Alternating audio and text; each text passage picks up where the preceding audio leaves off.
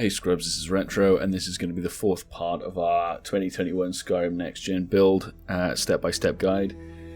If you find this helpful, like, subscribe if you haven't already, it really helps me out, and without further ado, let's get on with it.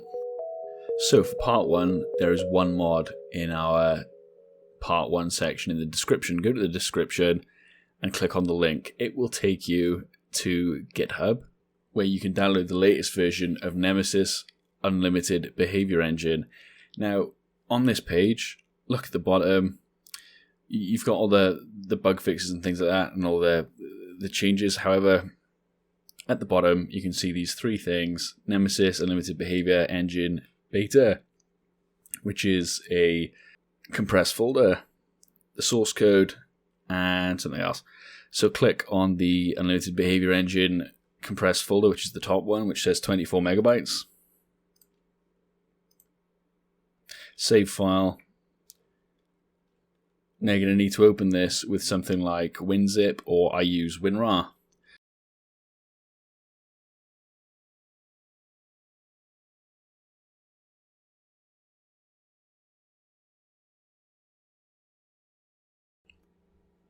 Once you've opened it with WinRAR, you're going to see it says Meshes, Nemesis Engine, Scripts. You need to open up your area where Skyrim SE is installed.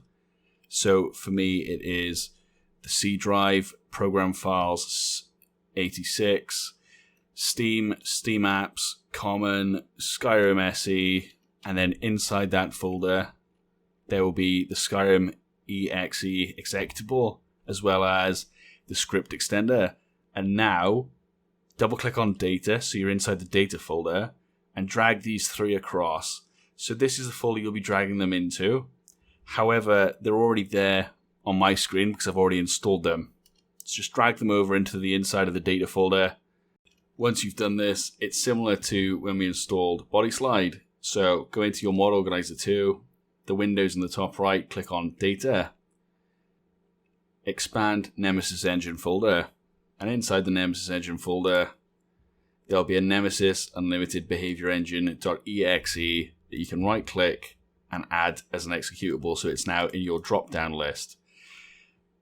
If Mod Organiser 2 wasn't running when you installed this, or when you moved it across to your data folder, then it might automatically be there. If it's not, just follow the video, go to Data in Mod Organiser 2, expand Nemesis Engine, right-click on the exe, and add it as an executable.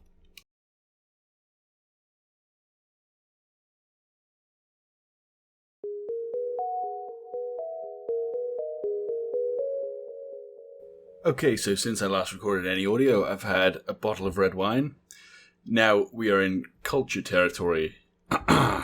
Culture mod installation. Let's get on with it. So, go to part 2 in the description and download all the mods there. Right, let's begin.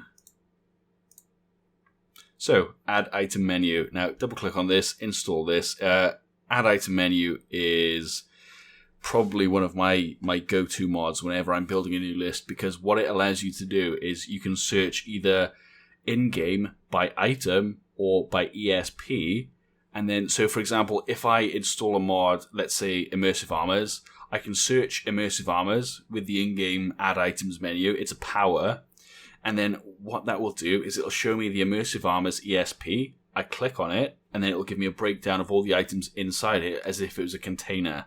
Okay, now this isn't for everybody, and I understand if it breaks your immersion. However, if I was going to argue a trade-off, maybe chuck 3,000 gold in a barrel or a container inside someone's house, pretend you paid for it at the border. We've got to make concessions, people. Anyway, yeah, so J containers is next, and this is going to be essential for some of the other mods we're going to install down the line. In case, you're asking, Retro, why are we installing these, quote-unquote utility mods every other episode? It's because, dear viewer, at the end of this smorgasbord of mods, it will all fit together perfectly and it'll be beautiful. But for now, install J containers. Now, the next one on the list is UI extensions. Get that installed. Excellent. That concludes part 2 of this episode.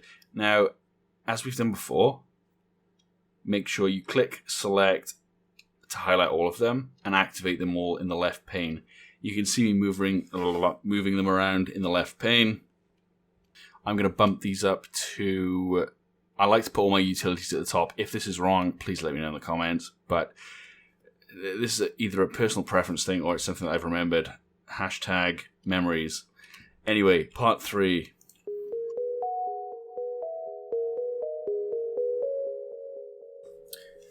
Okay, beautiful people.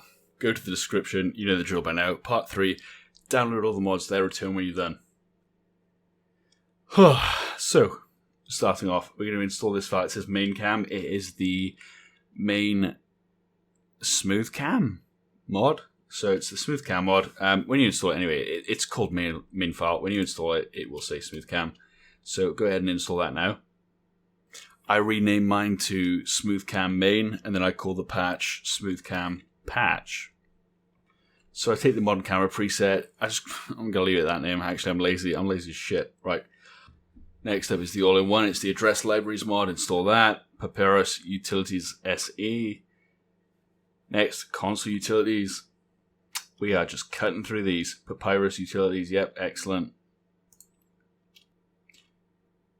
Here you can see me activate them. Shift left click. Here we go. We're going to move these back up to, like I said previously, I like to have all my utilities relatively close to the top. Let's make sure that happens here. I'm going to put them underneath the add menu items. Right. Okay. Now. Next up, we're going to take alternative conversation camera. We're going to install this.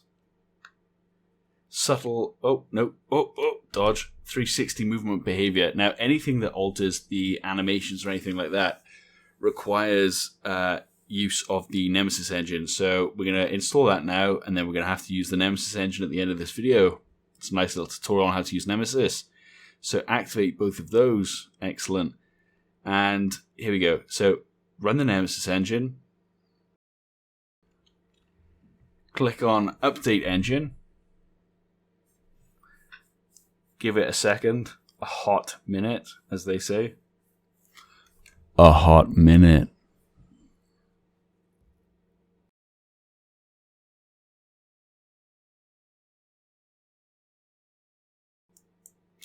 When that's done, scroll down, find the mod that you're using. So here we are using 360 Movement Behavior SE. So tick that mod. Click on Launch Nemesis Behaviour Engine. Let it run its business.